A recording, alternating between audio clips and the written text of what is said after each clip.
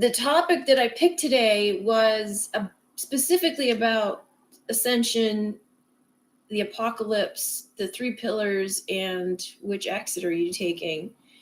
The reason I wanted to talk about this is because as much as everybody's all caught up in the entertainment of the fires and the plane lady and whatever else is playing out in the world stage drama, I'm getting the sense that people don't understand what's going on. They don't understand the urgency of the situation.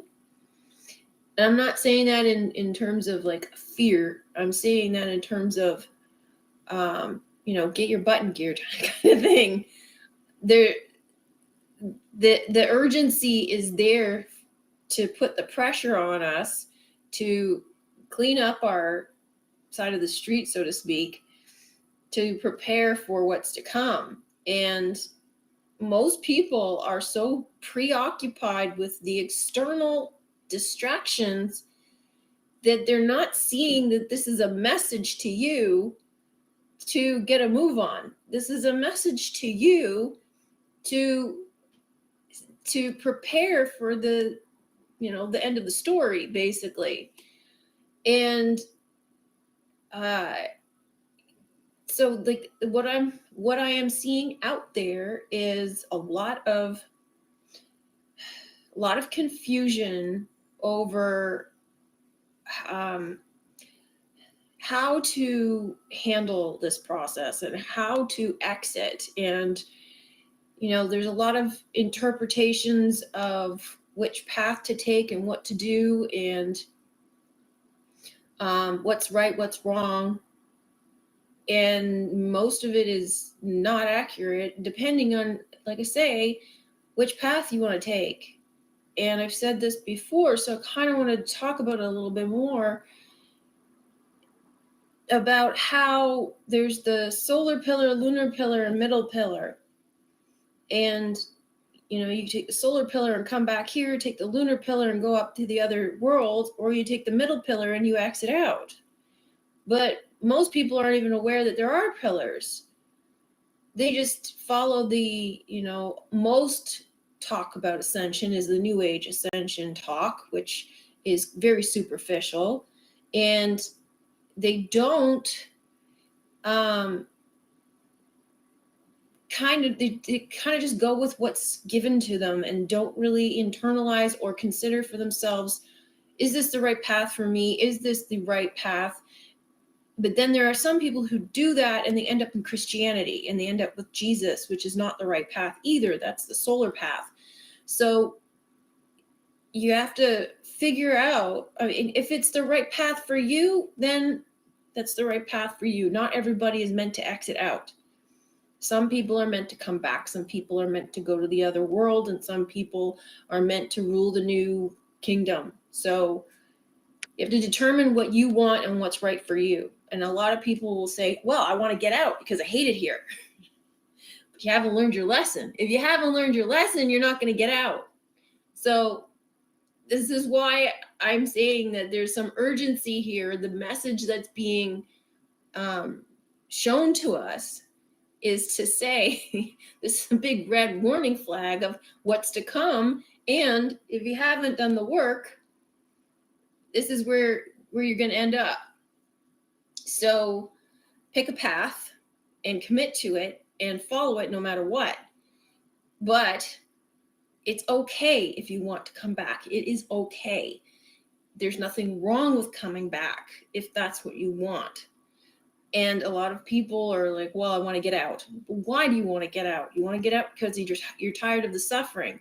You have to end the suffering in order to get out. You cannot get out with all that suffering because you're the one creating it. So if you want to exit out, you have to have a change of heart. You have to change your mind.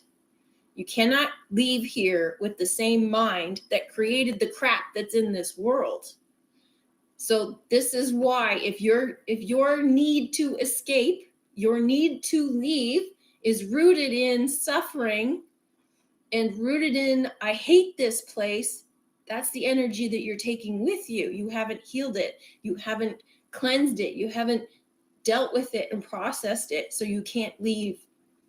And so you've got the suffering and you've got the holy path.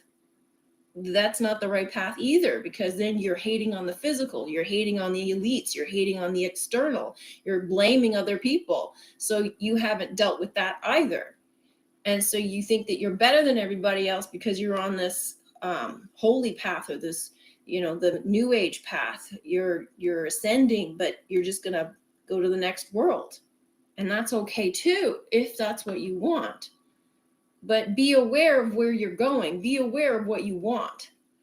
And like I say, you cannot leave with the same mind that created this place. So if you want to leave, you have to find the middle, merge the two pillars, destroy the two pillars, and take the middle exit, the green exit, heart. So as apotheosis says, green exit through the heart, indeed. So there's the red exit, which is like the emergency exit, or the fire exit, which allows you to go to the other world, or there's the green exit, or you bounce back here. Hello from Mexico. Don't forget to hit the like button. Natasha, thank you very much. Hello, Light. So yeah, just wanted to touch on that because it's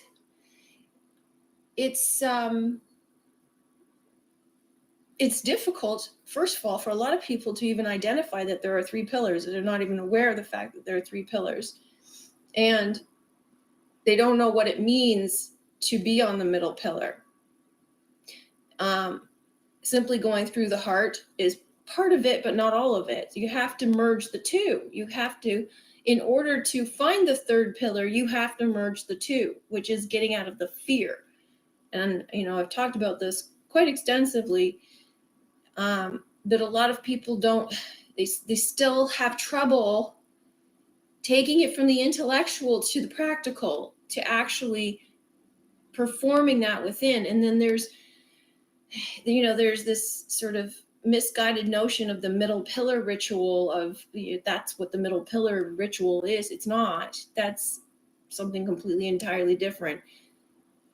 You want to merge the two pillars, so you have like the good and the evil. For simplicity's sake, the two polarities have to come together. You have to see the good in the bad and the bad in the good and put them together within you. So you have to accept yourself for the whole of who you are, and you have to accept the world for the whole of what it is. So if you are, in order to recognize whether you are on one of these pillars, are you externalizing? Are you blaming the external? Are you pointing at something for the wrongs in the world? Are you looking outside of yourself to try to take somebody down or seek revenge? Or you're angry at somebody for inflicting pain on you? Are you angry? Do you hold any resentments? Are you angry at the elite? Do you blame them? Do you feel like you are imprisoned? Do you feel that you are enslaved? If you feel any of those, you're on a pillar. If there's fear in what you perceive this world to be, if you feel that there's somebody holding you here against your will, all of that is a pillar. It's a pillar that you're on. It's one of the polarities. You have to get to the place where you merge the two and you see that all is love, and that everything here is for the purpose of your awakening, and everything comes from love. Everything here is serving you for your benefit. And it's a very hard hurdle to overcome, because most people are stuck in the physical perspective of saying, well, there's me and there's the world outside of me, and that person has done something bad to me, therefore that's bad, this is good. And then they separate everything, and then they point fingers at everything, and they put the blame on the external, and they're not looking within. And then there's perpetual separation. So you want to get to a state of wholeness. You want to get to a state of understanding that nothing is separate from you, and the good is not separate from the bad. So being somebody who is following, say, I say Christianity as a religion is a prime example, because a lot of people who are Christians, not all of them, tend to think the primary doctrine is take Jesus into your heart and you will be saved. So by that standpoint, anybody who hasn't will not be saved. And so there's this generally accepted notion that if you haven't, you're not going to be saved, you're going to hell. So therefore, I'm better than you. You're evil. Get away from me. Separation.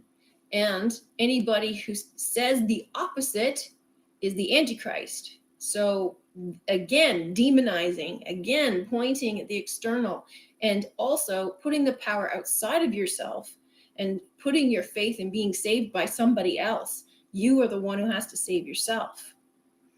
So this is done by the inner alchemy of merging the two. So Christ mind and Mary Magdalene heart in union. Yes, exactly.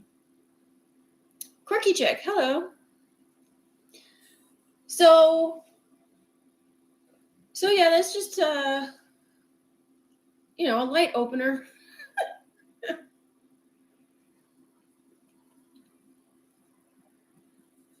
Seems like I'm preaching to the choir here. Everybody seems to know what I'm talking about, which is great.